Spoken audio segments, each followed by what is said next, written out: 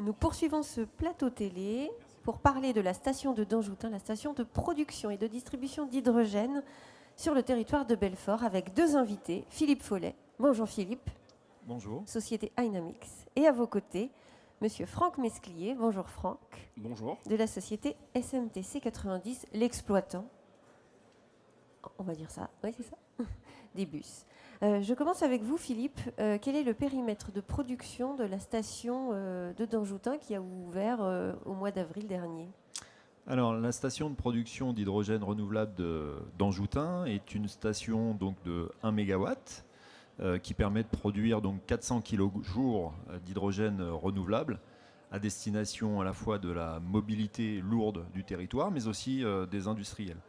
Donc c'est une station par électrolyse de l'eau, dont la production hydrogène est locale, sur le territoire de Belfort, avec une technologie d'électrolyse, donc McPhy, qui est un opérateur d'électrolyse local.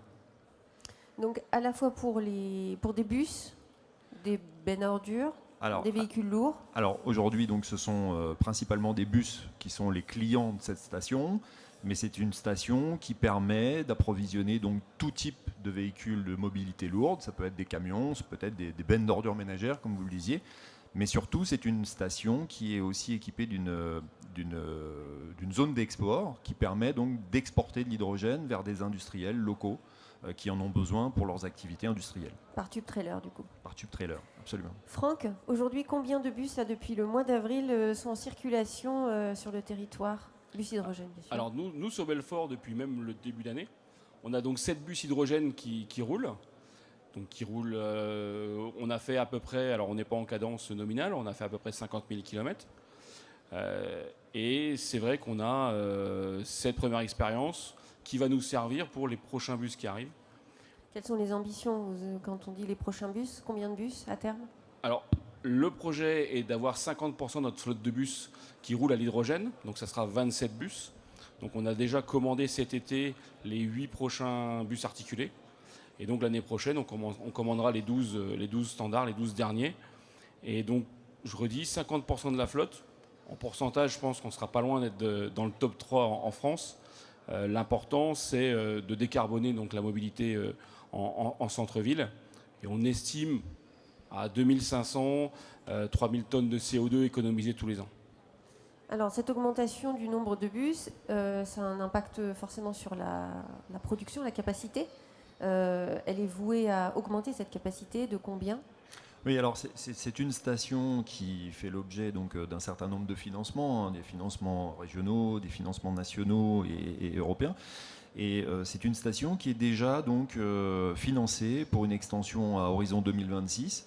Et la capacité de cette station, qui aujourd'hui est d'1 MW, est amenée donc à augmenter de l'ordre de 3 à 5 MW en fonction aussi de nos activités de développement. Et donc c'est aussi un appel à l'ensemble des utilisateurs d'hydrogène aujourd'hui sur le territoire, qu'ils n'hésitent pas à nous demander et nous solliciter donc pour avoir un approvisionnement d'hydrogène. Et donc c'est une station qui, quand elle évoluera, permettra donc d'alimenter l'augmentation de croissance du parc de bus du SMTC, mais pas que. Je vous le disais, on a aussi vocation à approvisionner tout type d'utilisateurs.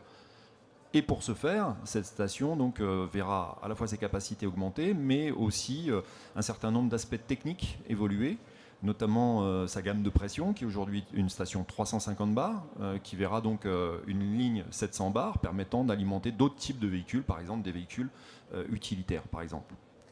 Donc des clients industriels, des clients privés, de flottes captives. Absolument, tout type de client étant soucieux de décarboner son activité. Franck, vos conducteurs de bus, et quel est leur ressenti, leur retour d'expérience sur ces quelques derniers mois ? Alors nos conducteurs et aussi nos clients, c'est important. On est sur un véhicule électrique avant tout, propulsé par hydrogène mais avec un moteur électrique. Donc on a tous les avantages d'un bus électrique avec la réactivité, avec le couple. Donc c'est vrai que pour nos conducteurs, il y a une sortie des arrêts de bus, c'est un peu technique, mais la sortie des arrêts de bus qui se fait plus tranquillement, avec plus de maîtrise. On a aussi 0 vibration quand on est à l'arrêt, soit à l'arrêt d'un feu par exemple. Et côté clientèle, là aussi on retrouve l'avantage en termes sonores du bus électrique, donc que ce soit dans le bus, et c'est encore plus flagrant, je dirais, à l'extérieur du bus.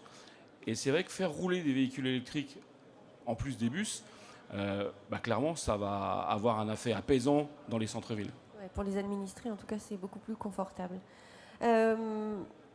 D'autres projets chez Dynamics qui sont prévus pour conclure ce tour de table? Oui, absolument. Partout en France, bien entendu, et pas que, hein, puisqu'on est présent aussi en Allemagne et en UK. Mais en France, alors pour faire un zoom sur la Bourgogne-Franche-Comté, on est aussi présent à Auxerre, hein, puisqu'on exploite depuis 2021 la station d'Auxerre, pareil, une station de 1 MW, 400 kJ, qui alimente elle aussi les bus de l'agglomération. Cette station d'Auxerre est elle aussi déjà prévue pour une augmentation de puissance à horizon 2026.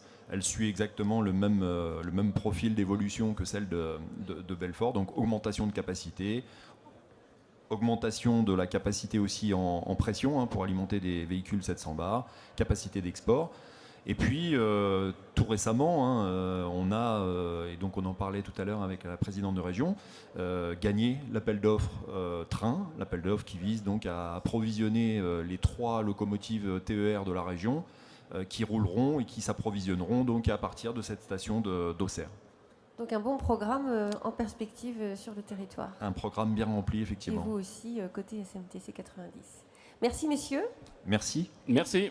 Et nous nous retrouvons dans quelques minutes à 11h40 en session plénière pour parler des pipelines. À tout à l'heure.